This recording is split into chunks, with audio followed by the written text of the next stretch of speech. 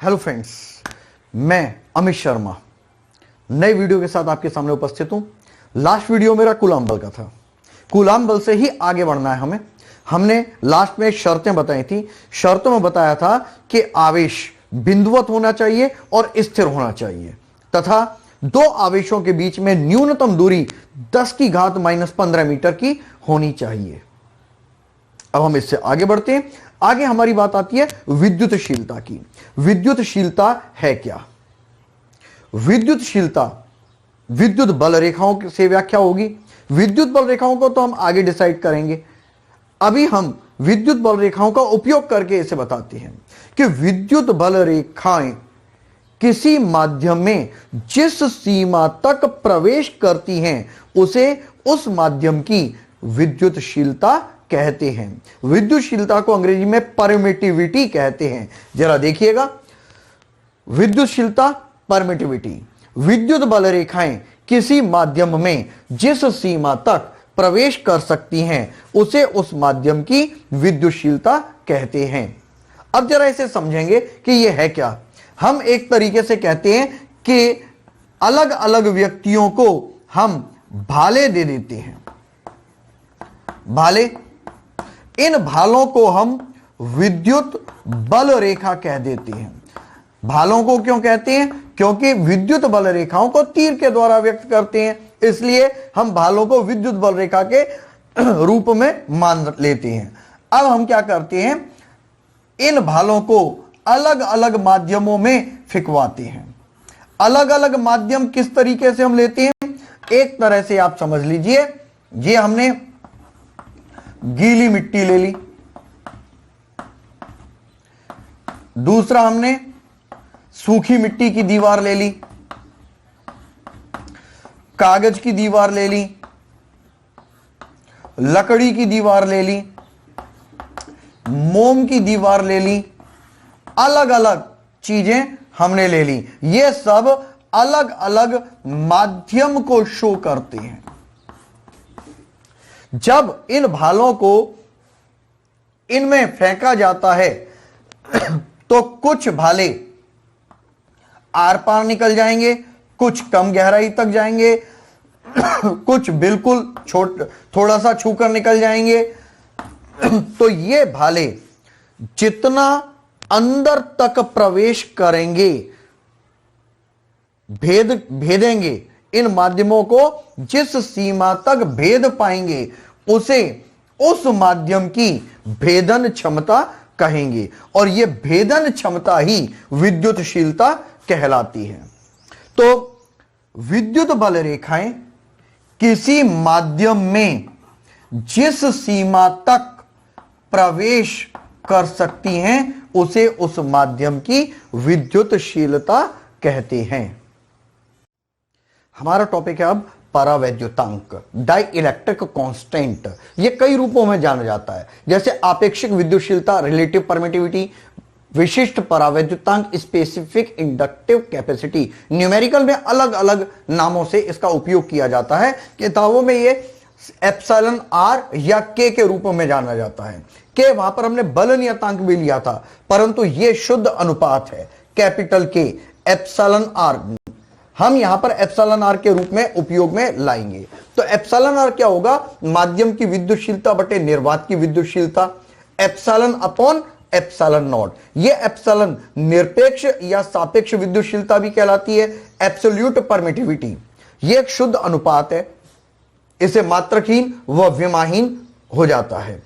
देखो जरा, यह एप्सिलॉन आर जो शुद्ध अनुपात है, यह एप्सिलॉन आर के लिए कह रहे हैं हम, जबकि एप्सिलॉन का मात्रक क्या होता है?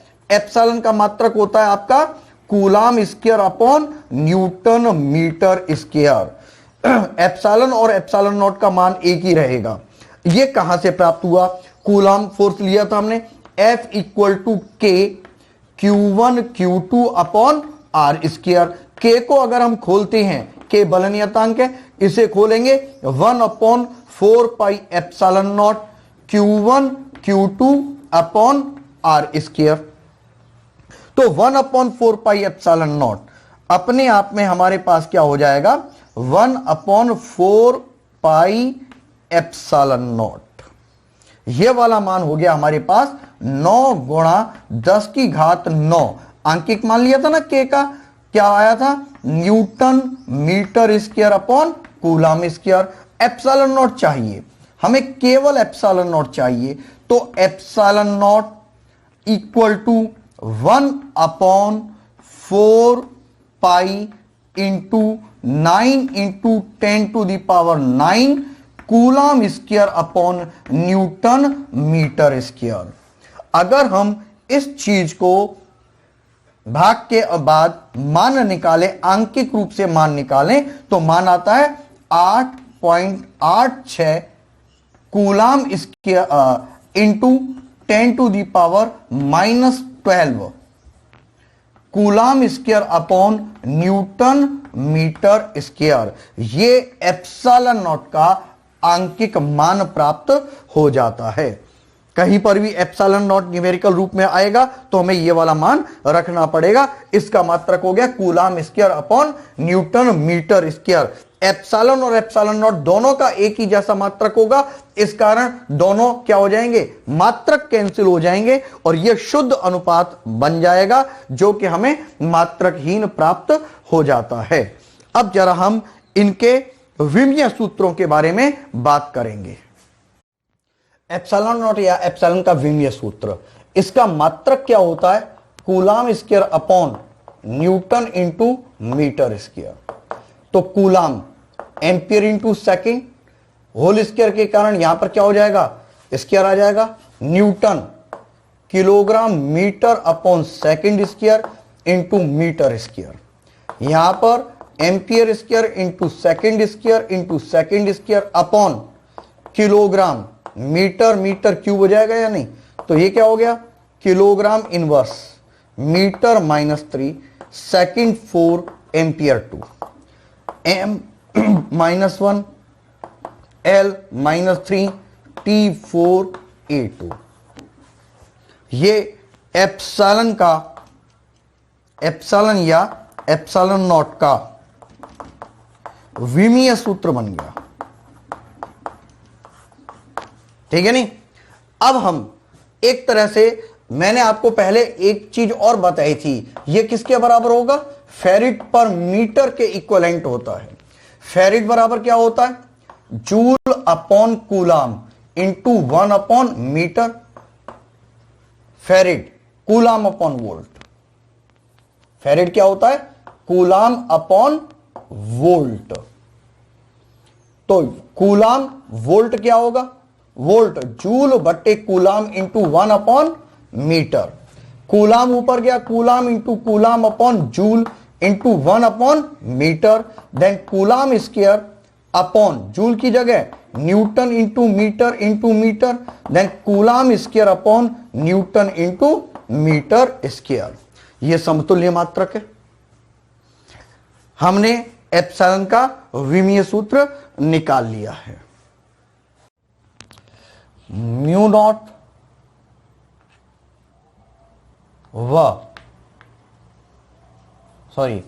एप्सिलॉन नॉट व म्यू नॉट में संबंध।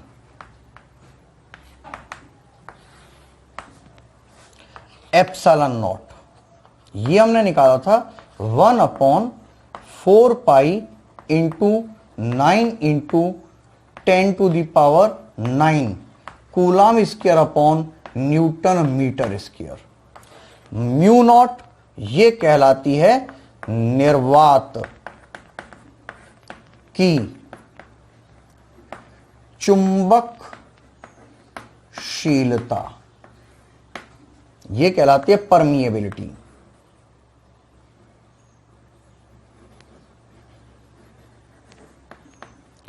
परमिएबिलिटी और इसका जो मान होता है वो होता है 4 pi into 10 to the power -7 weber upon ampere into metre या न्यूटन अपॉन एम्पियर स्क्वायर। हमें निकालना है mu naught into epsilon naught. तो म्यू नॉट का मान रख देते हैं 4 pi into 10 to the power -7 newton पर ampere square. Into epsilon naught का मान रख देंगे अब 1/4 पाई इंटू 9 इंटू 10⁹ क्या हो जाएगा, coulomb square upon newton metre square. अब जरा देखेंगे 4 पाई से तो 4 पाई कट गया, इधर न्यूटन से न्यूटन कट गया, तो क्या बच गया यहां पर 1/9 गुणा 10⁻9 गुणा ये नीचे आ जाएगा 10⁻7 क्या हो गया, coulomb square upon ampere square into metre square. तो अब देखो जरा 1/9 गुणा 10⁻9 और 7 16 है, कूलम की जगह ampere square second square upon ampere square metre square, ampere square से एम्पियर स्क्वायर गया, 1/9 गुणा 10⁻16 है गुणा 1/, अब सेकंड स्क्वायर को इसके नीचे ले जाते हैं तो metre square upon second square.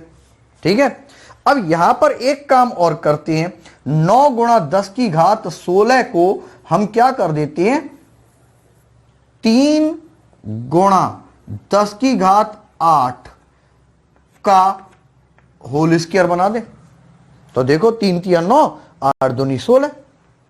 अब ये भी होल स्क्वायर है और ये भी होल स्क्वायर है, तो हमारे पास क्या बात बन जाती है, mu naught epsilon naught into mu naught equal to 1/3 गुणा 10⁸ मीटर अपॉन सेकंड का होल स्क्वायर बन गया।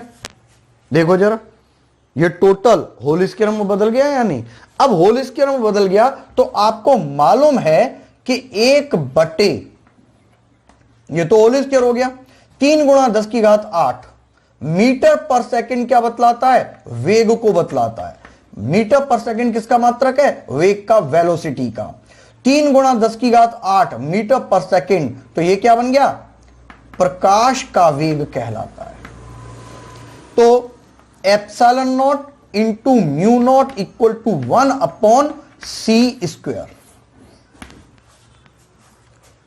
यह वाला एक मूलभूत क्वेश्चन बन गया जो कि ईएम वेव्स के अंदर भी आएगा और हमारे इस चैप्टर में भी काउंट होता है। दो अलग अलग चैप्टर्स मैंने क्यों बताए हैं, क्योंकि आधा नंबर का क्वेश्चन दोनों में से बनता है और दोनों में से ही यह क्वेश्चन कॉमन बन जाता है, दोनों ही चैप्टर में से। म्यू नॉट, ये वाला म्यू नॉट और ये एप्सिलॉन नॉट, इन दोनों का गुणनफल प्रकाश के वेग के वर्ग के व्युत्क्रमानुपाती होता है। परावैद्युतांक कूलम बल से हमें मालूम है निर्वात में कूलम बल कितना होगा, F इक्वल टू अपने क्या लेते हैं K Q1 Q2 upon R square. ये जो K है, K को निर्वात के लिए क्या कर देते हैं 4 पाई epsilon naught Q1 Q2 upon R square. और अगर हम इसी को माध्यम में लें, माध्यम में कूलम बल, तो F equal to 1/4 pi epsilon naught की जगह क्या आ जाएगा epsilon Q1 Q2 upon R square. अलग अलग करने के लिए निर्वात के लिए F नॉट कर देते हैं, माध्यम के लिए FM कर देते हैं। तो ये हमारा पहला समीकरण हो गया, ये हमारा दूसरा समीकरण हो गया। हमें माध्यम में कूलम बल चाहिए तो हम क्या करते हैं, इक्वेशन 2 में इक्वेशन 1 का भाग दे देते हैं। तो ये हो जाएगा FM अपॉन F नॉट बराबर FM 1/4 pi epsilon Q1 Q2 upon R square whole upon F naught की जगह ये आ जाएगा 1/4 pi epsilon naught Q1 Q2 upon R square. तो जरा देखिएगा ना, Q1 Q2 upon R square से Q1 Q2 upon R square cut गया, यहां पर 4 पाई से 4 पाई कट गया। अब एप्सिलॉन नॉट ऊपर जाएगा और एप्सिलॉन नीचे आएगा। F M upon F naught equal to epsilon naught upon epsilon. ठीक है नहीं, तो एप्सिलॉन नॉट यहां पर क्या हो गया, एप्सिलॉन नॉट हो गया निर्वात की विद्युतशीलता बटे माध्यम की विद्युतशीलता। तो अब हमें एफएम निकालना है, तो एफएम क्या हो जाएगा यहां पे, FM equal to epsilon naught upon epsilon into F naught. हम अपनी सरलता के लिए क्या करते हैं, एफ एम बराबर ये एप्सिलॉन नॉट अपॉन एप्सिलॉन है, जरा देखेंगे परावैद्युतांक एप्सिलॉन आर बराबर क्या होता है, एप्सिलॉन अपॉन एप्सिलॉन नॉट। अगर हम इसे उल्टा करते हैं एप्सिलॉन नॉट बटे एप्सिलॉन तो 1 अपॉन एप्सिलॉन आर आ जाता है। तो एप्सिलॉन नॉट बटे एप्सिलॉन में क्या आ जाएगा, 1 बटे epsilon R into F naught. अब जरा इस चीज को देखेंगे, अगर यदि एप्सिलॉन आर परावैद्युतांक का मान 1 होता है तो F M equal to F naught हो जाएगा। मतलब अधिकतम माध्यम में भी अधिकतम कूलाम बल किसके बराबर होगा, निर्वात में कूलाम बल के बराबर होता है। तो इस हिसाब से हम कह सकते हैं कि निर्वात में कूलाम बल सर्वाधिक होता है, निर्वात में कूलाम बल सर्वाधिक होता है। अब यदि एप्सिलॉन आर का मान 1 से अधिक हो जाता है, ठीक है नहीं, तो एफ एम का मान क्या हो जाएगा, एफ नॉट से कम हो जाएगा या नहीं। भाई बटे में जो चीज बढ़ती चली जाएगी वैसे वैसे घटता चला जाएगा, मतलब एफ एम का मान एफ नॉट से कम हो जाएगा। ठीक है नहीं, तो इसी बात को हम यहां पर लिख सकते हैं, मतलब माध्यम की उपस्थिति में, माध्यम की उपस्थिति में कूलाम बल निर्वात की तुलना में जितने गुना कम होता है उसे माध्यम का परावैद्युतांक कहते हैं। हमने यहां पर ये प्रूव कर दिया, यदि एप्सिलॉन आर के बराबर है, मतलब 1 के बराबर है, तो माध्यम में कूलाम बल निर्वात के कूलाम बल के बराबर होता है। और जब एप्सिलॉन आर का मान 1 से अधिक प्राप्त होता है तो माध्यम में कूलाम बल निर्वात के कूलाम बल की तुलना में कम प्राप्त होता है। हम करने जा रहे हैं कूलाम नियम का सदिश निरूपण। मैं जिस तरीकों को अप्लाई करने जा रहा हूं यहां पर वो ज्यादातर हमें न्यूमेरिकल में सहायता देगा, शॉर्टकट नहीं है, लेकिन ये आपको हर तरीके के न्यूमेरिकल शॉर्ट टाइप क्वेश्चन उन सब में मदद देने वाला है। आपको एक एक चीज इसकी क्लियर हो जाएगी। तो शुरू करते हैं कूलाम नियम का सदिश निरूपण। हम क्या करते हैं, 2 आवेश लेते हैं, एक लिया Q1 और दूसरा लिया हमने Q2। Q1 की Q2 से यह दूरी है OA, यहां पर यह वेक्टर हो जाएगा R1 और इसी तरीके से यह आपका दूसरा सदिश OB, यहां पर इसका सदिश हो जाएगा वेक्टर R2। सही है।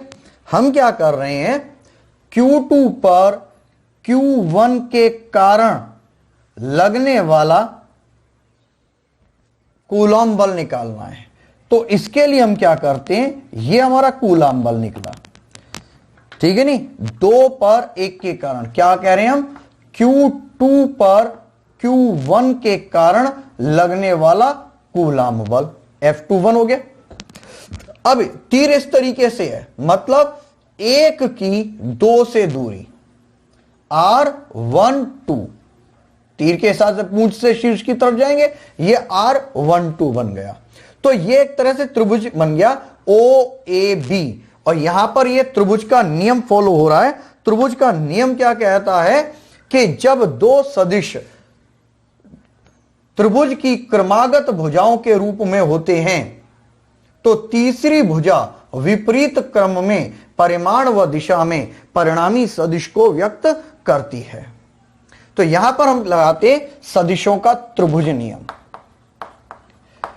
सदिशों के त्रिभुज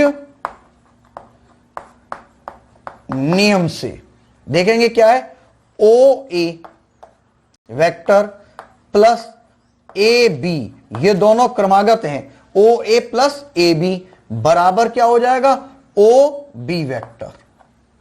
OA यहां पर क्या है, OA वेक्टर R1 है, प्लस AB क्या है, वेक्टर R12 बराबर OB क्या है यहां पर, वेक्टर R2। तो अगर हम R12 निकालें तो यहां पर बन जाता है vector R2 minus vector R1।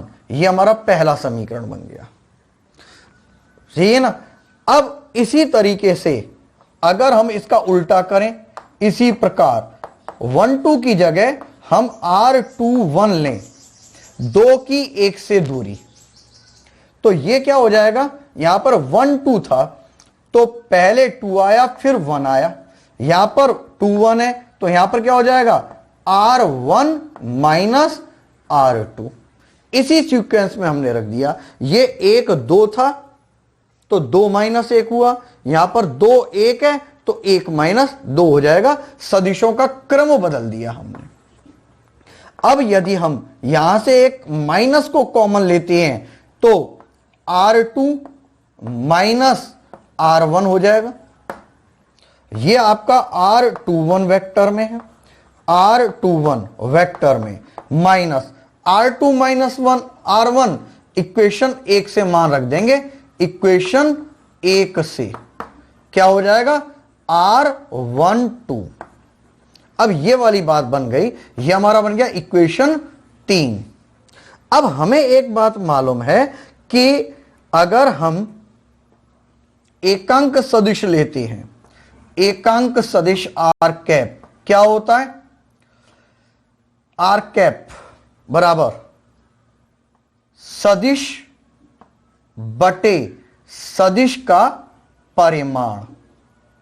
तो सदिश कितना हो जाएगा, वेक्टर आर बराबर are cap.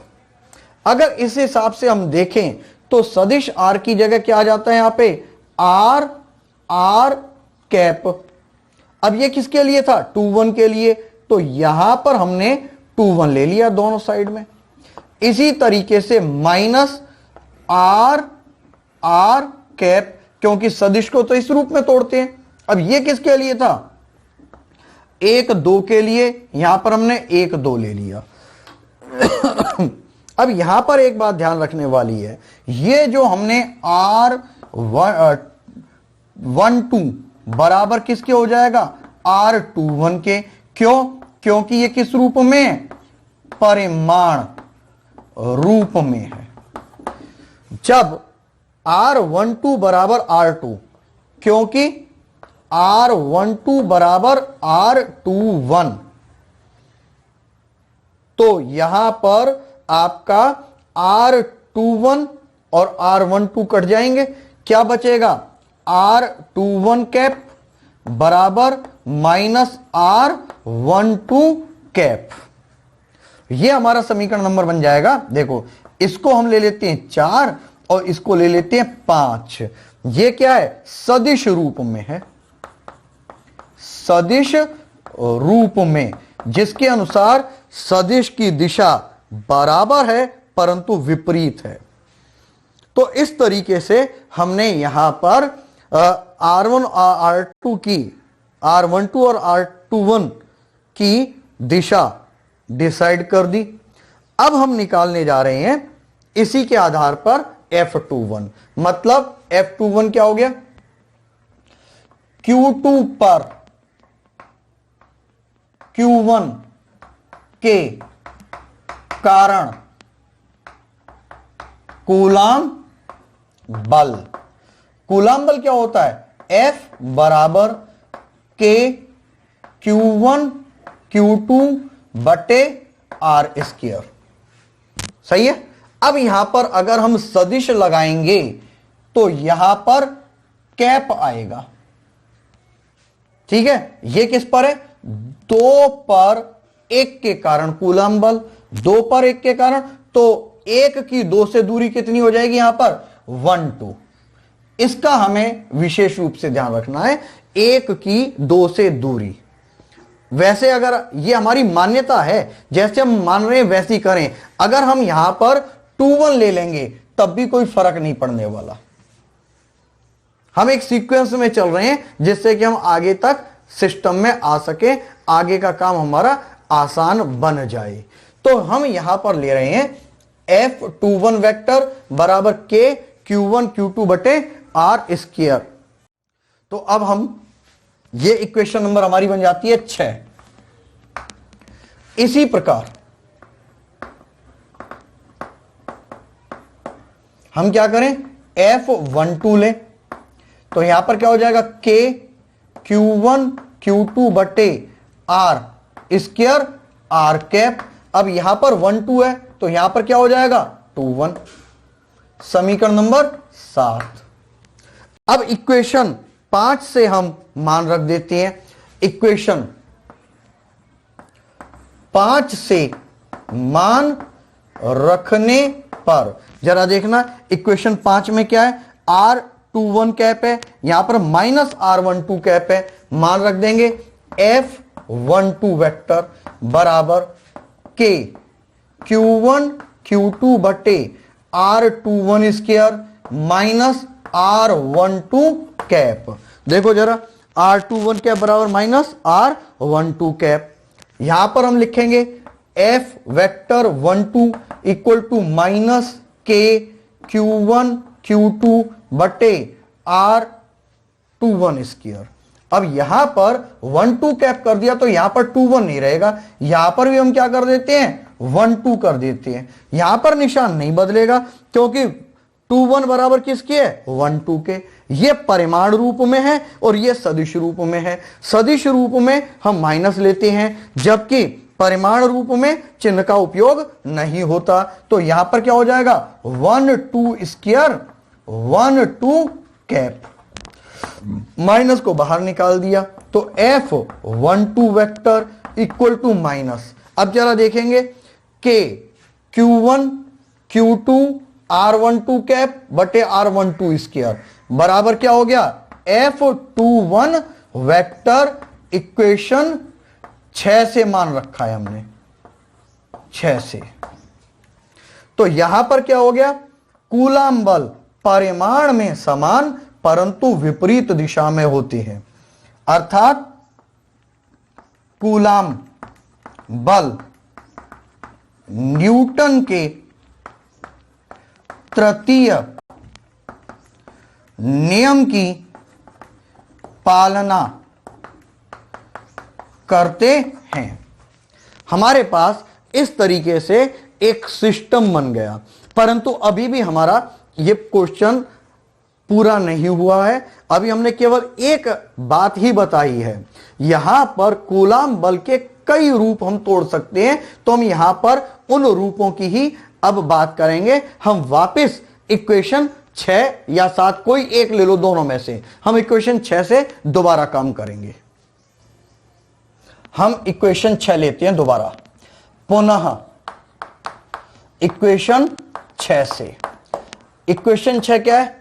F21 vector equal to K Q1 Q2 बटे R12 स्क्वायर R12 कैप। अभी अभी हमने क्या किया था? वेक्टर R12 लिया था। क्या था ये? Vector R2 minus vector R1 लिया था या नहीं?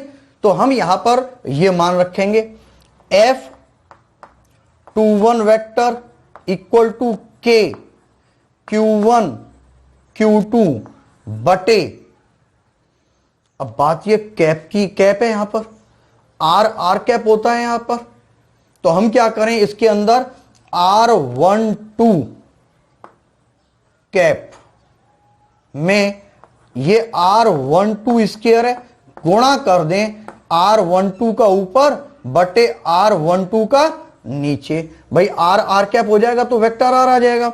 तो अब क्या हो गया हमारे पास? K Q1 Q2 बटे R12 क्यूब, और ये क्या बन गया? R12 vector. क्योंकि यहां पर क्या हो जाएगा? R12 वेक्टर R कैप के बराबर होगा या नहीं? सही है। तो अब हम यहां पर मान रख देते हैं इसका ये वाला मान। ये क्या था? F21 vector. वेक्टर F21 बराबर K Q1 Q2 बटे R12 क्यूब। यहां पर क्या आ जाएगा? R2 minus R1 vector. अब इसको बदलना है। देखो ये तो था सदिश और ये है परिमाण। परिमाण को कैसे बदलती है? आपने देखा होगा कि वेक्टर ए है, अब इसको अगर परिमाण में बदलना है तो परिमाण के लिए हम क्या करेंगे? ये तो है आपका सदिश मान, ठीक है नहीं? और अगर हमें इसी को परिमाण में बदलना है तो परिमाण के लिए क्या करें? वेक्टर ए के दोनों ओर मोड लगा दें, तो ये तीर का निशान खत्म हो जाएगा, परिमाण में बदल जाएगा, ये वाली अवस्था। तो अगर ये आप ये समझ लीजिए, ये तो है हमारी R12 अवस्था, और अब हमें लेकर आना है R12 वेक्टर के रूप में। तो R12 वेक्टर के लिए भाई R12 चाहिए तो हमें ये अवस्था लानी पड़ेगी। तो हम क्या करते हैं, इसके अंदर यहां पर K Q1 Q2 R2 minus R1 vector में हम क्या करें, यहां पर वेक्टर R21 का मान रखें, vector R2 minus vector R1, सही है नहीं? मोड लगा दें और होल क्यूब कर दें। भाई वेक्टर है, वेक्टर का मतलब तो हमारे पास ये वाली चीज है, ये आ गई, ये तो दो मोड हो गए। इसकी जगह हमने क्या रख दिया? Vector R2 minus vector R1, और ये जो क्यूब था वो यहां पर आ गया। जहां तक अब आपको समझ में आ गया होगा, ये आपका कूलाम नियम का एक दूसरा रूप है। ये वाला, ये सारे के सारे कूलाम नियम में, अगर ऑब्जेक्टिव टाइप में कहीं पर आ जाए इस तरह से क्वेश्चन, तो आपको रूप पता होने चाहिए, वो हमने एक दूसरा रूप निकाला है। तो इस तरीके से हमारा कूलाम नियम का सदिश निरूपण हो जाता है। अब इससे आगे हम कर रहे हैं, ये जो कूलाम नियम है, इससे हमने क्या स्पष्ट किया है? स्पष्ट है कि नंबर 1 हमने अभी जो निकाला था, ये क्या था?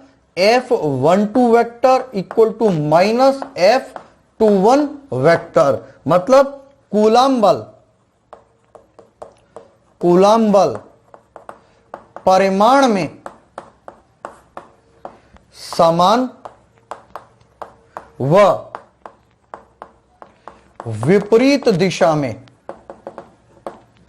लगता है। यह न्यूटन के तृतीय नियम की पालना करता है। पहली बात। दूसरी बात, कूलाम बल स्थिर व बिंदुवत आवेशों के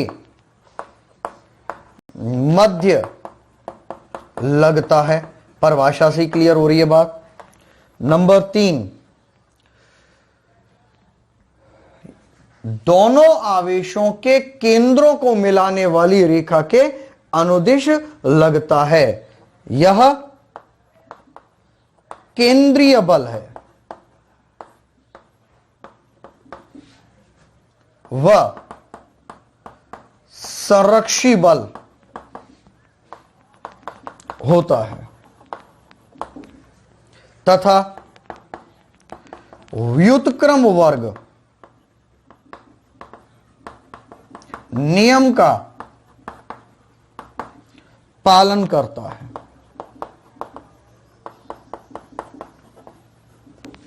ठीक है नहीं? इसके अंदर कई नियम आ गए, जैसे ये एक केंद्रीय बल है, ये संरक्षी बल है, ये व्युत्क्रम वर्ग नियम का पालन करता है। यह मुख्य रूप से इसके अंदर 3 बातें हो जाती हैं। अब हम बताएंगे कूलाम बल जो आवेश होते हैं, यह कहां से कहां तक लागू होता है? कूलाम बल 10 की घात -15 मीटर से अनंत दूरियों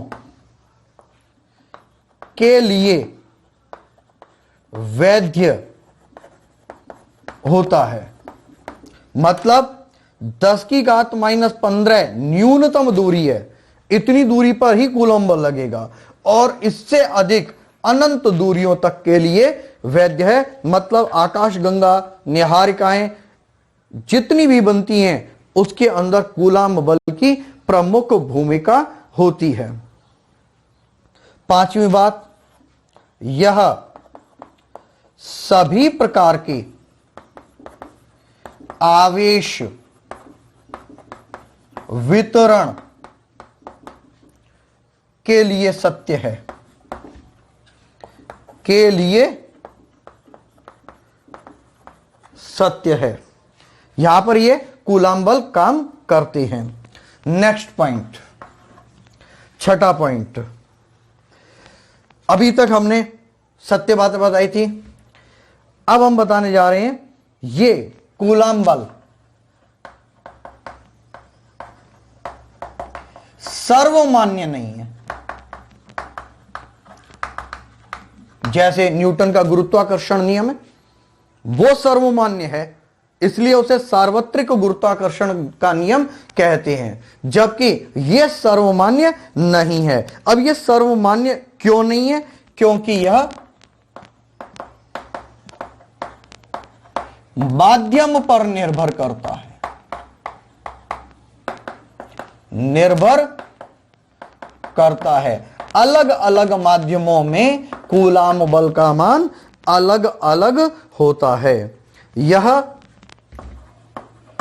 ठोसों व गतिमान आवेशों पर लागू नहीं होता।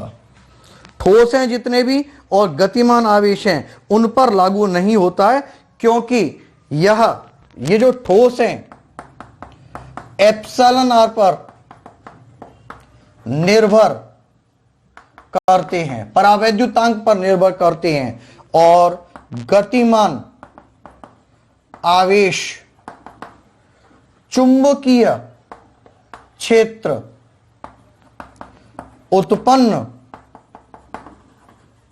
करता है।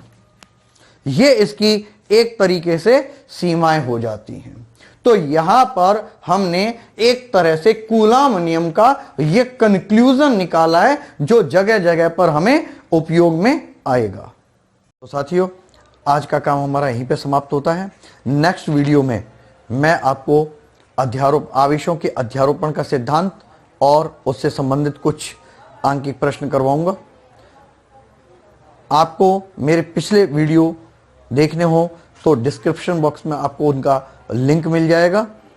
आप घर पे सुरक्षित रहें और मेहनत से मन लगाकर पढ़ाई करें। धन्यवाद।